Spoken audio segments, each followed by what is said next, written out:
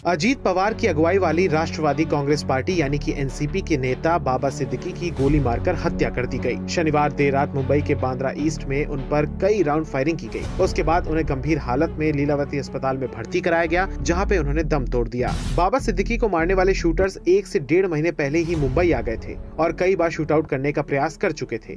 दशहरा पर मौका पाकर हमलावरों ने फायरिंग कर दी। पूछताछ में ये भी पता चला कि इसके लिए शूटर्स को एडवांस पेमेंट के साथ साथ कुरियर से पिस्तौल डिलीवर की गई थी। एनसीपी नेता बाबा सिद्दीकी को रविवार 13 अक्टूबर को रात 8:30 बजे यानी कि आज मरीन लाइन स्टेशन के अंतर्गत बड़ा कब्रिस्तान में सुपुर्द खाक किया जाएगा। नमाज जनाजा शाम 7 बजे की नमाज के बाद पाली नाका बांद्रा में हो जाएगी। मुंबई पुलिस सूत्रों से मिली जानकारी के मुताबिक क्राइम ब्रांच का दावा है कि पूछताछ में आरोपियों ने लॉरेंस बिश्नोई से जुड़े होने का बताया है। आरोपी पिछले 25 से 30 दिनों से उस इलाके की रेकी कर रहे थे। तीनों आरोपी बाबा सिद्दीकी पर गोली चलाने से पहले कुछ समय वहीं पर इंतजार भी कर रहे थे।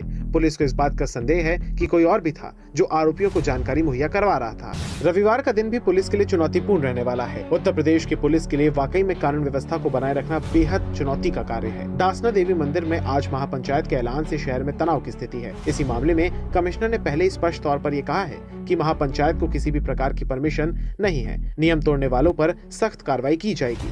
वहीं लोनी विधायक नंद किशोर गुर्जर समेत कुछ लोगों ने वीडियो पोस्ट कर दासना देवी मंदिर पहुंचने की बात कही है।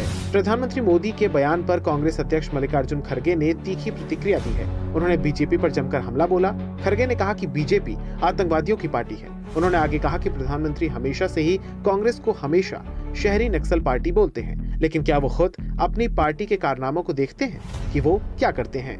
बीजेपी सांसद सुधांशु त्रिवेदी ने भी कांग्रेस अध्यक्ष को फटकार लगाई, उन पर जमकर हमला बोला और पार्टी पर ट्रिपल तलाक, हलाला, बहुविवाह आदि का समर्थन करने का आरोप लगाया। त्रिवेदी ने कहा कि कांग्रेस अध्यक्ष खड़गे का कहना है कि मोदी ने उन्हें अर्बन नक्सल कहा है, जबकि वो ये खुद कर रहे हैं। त्रिवेदी ने आगे कहा कि कांग्रेस पार्टी ट्रिपल तलाक, हलाला जैसे मुद्दों का समर्थन करती है, तो आप खुद सोच लीजिए कि इनकी क्या मंशा है। शनिवार रात हैदराबाद के राजीव गांधी स्टेडियम में खेले गए तीसरे T20I मैच में भारत ने बांग्लादेश को 133 रनों के बड़े अंतर से हरा दिया। टॉस जीतकर पहले बल्लेबाजी करते हुए भारत ने 6 विकेट खोकर 297 रन बनाए थे। T20 के इतिहास में यह भारत का अब तक का सर्वाधिक स्कोर रहा। जवाब में बल्लेबाजी करने उतरी बांग्लादेश की टीम मात्र 164 रन ही बना सकी। दशहरे के दिन महाराष्ट्र में सियासी उबाल आ गया। महाराष्ट्र में इस साल विधानसभा के चुनाव भी होने हैं। ऐसे में तमाम पार्टियों ने तैयारियां शुरू कर दी हैं। इसी कड़ी में एक मेगा इवेंट हुआ था, जिसमें मुख्यमंत्री एकनाथ शिंदे ने कहा कि बाला साहेब ठाकरे ने नारा दिया था, गर्व से कहो हम हिंदू हैं, लेकिन कुछ लोग अब ये कहने में शर्म महसूस करते हैं।